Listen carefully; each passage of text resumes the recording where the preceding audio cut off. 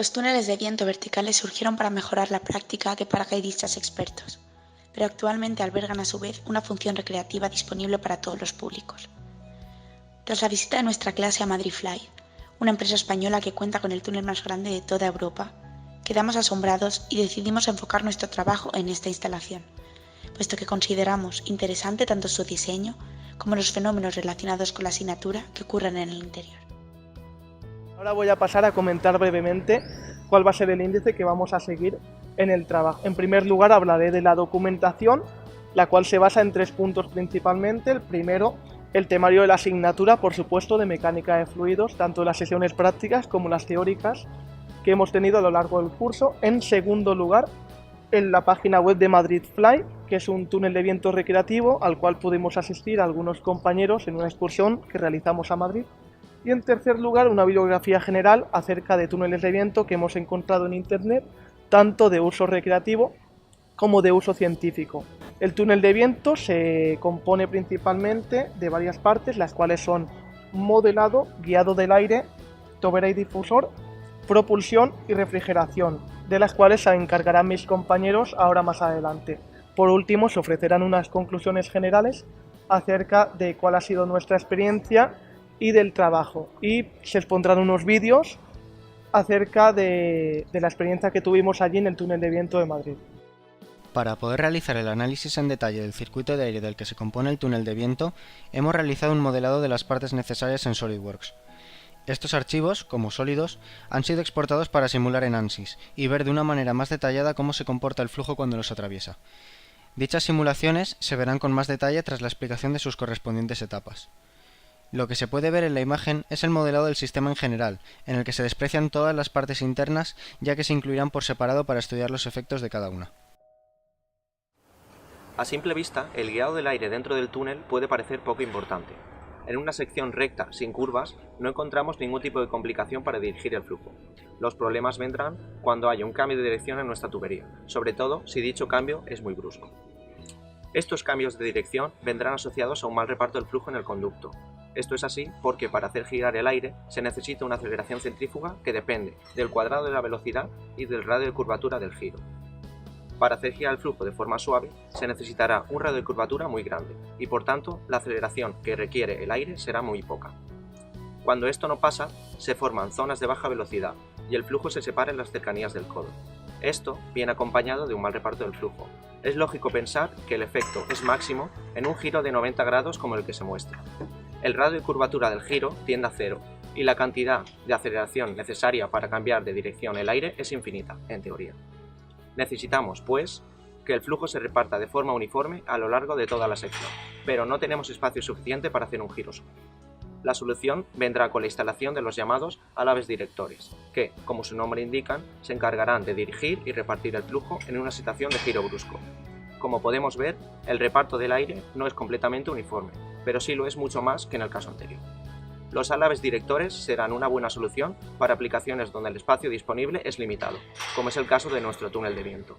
Un mal reparto del aire en la zona donde se produce el vuelo podría ser muy peligroso para quien esté dentro del túnel. Como bien sabemos, una tobera y un difusor son un canal de geometría convergente y divergente, que nos permiten acelerar la velocidad del flujo que pasa por ella a medida que aumenta o disminuye la sección. Cabe destacar que en régimen subsónico, la velocidad aumenta conforme disminuye la sección, y cuando ésta aumenta, disminuye la velocidad. En régimen supersónico es justamente lo contrario. Matemáticamente es fácil obtener esta dependencia de la velocidad con la sección del canal a partir de la ecuación de Bernoulli y aplicando la ecuación de continuidad. Aplicado al túnel de viento del Madridfly, nos interesa tener altas velocidades al principio del conducto donde se vuela, y es por ello que en la entrada hay una tobera. Al final de este se incorpora un difusor para así decelerar el flujo y evitar posibles accidentes. Uno de los elementos más importantes del túnel de viento del Madridfly es la propulsión. El motor se encarga de dotar de potencia al fluido, haciendo aumentar así su movimiento. Generalmente, la combinación más utilizada de la propulsión de túneles de viento es la de tipo fan, cuyos incrementos de presión son menores de 7 kPa, de tipo axial, que es capaz de mover caudales elevados de flujo, e impulsor o extractor. Son los tipos más económicos y sencillos, debido a que no precisan de una labor tan amplia de mantenimiento y se caracterizan por mover caudales de flujo muy elevados, tratando de alejarse de una función compresora. Además, la eficiencia de los mismos se verá incrementada gracias a la disposición cerrada del túnel. Tal y como se presentará más adelante, el túnel consta de dos motores. Ambos se encuentran situados en los laterales de la parte superior del circuito, ya que el flujo poseerá velocidades más altas y características uniformes que impactarán de forma positiva sobre su eficiencia. Los motores que se encuentran incorporados en el túnel de viento consisten en motores asincrónicos de rotor bobinado que permiten la regulación de la velocidad mediante un reóstato de 8 posiciones.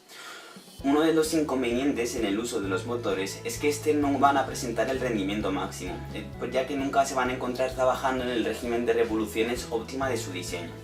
Otra de las características que se tiene que tener en cuenta cuando se diseñan los motores es que se le va a inducir una componente de rotación a la velocidad del flujo cuando éste pase por el propulsor, y que por ello se requiere de un posterior acondicionamiento del flujo.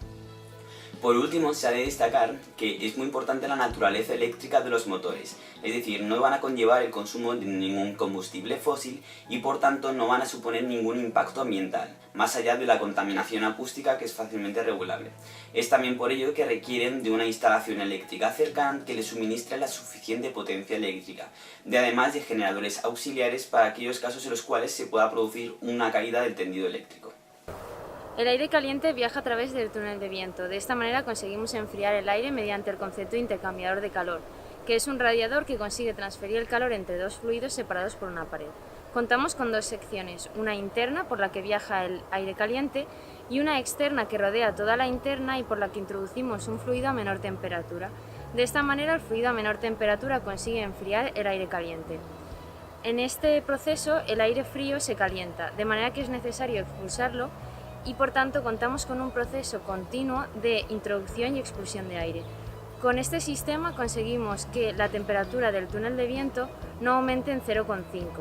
Además, es uno de los sistemas más potentes de refrigeración del sector. Resumiendo lo expuesto por todos mis compañeros, el túnel del Madrid Fly cuenta con dos motores que aceleran el flujo, refrigeradores que evitan que suba la temperatura, álabes directores o de guiado para reducir pérdidas y orientar el flujo, y una tobera y un difusor cuyos respectivos fines son acelerar aún más el flujo en la región de vuelo y frenar el mismo, posteriormente evitando así accidentes por desbordamiento.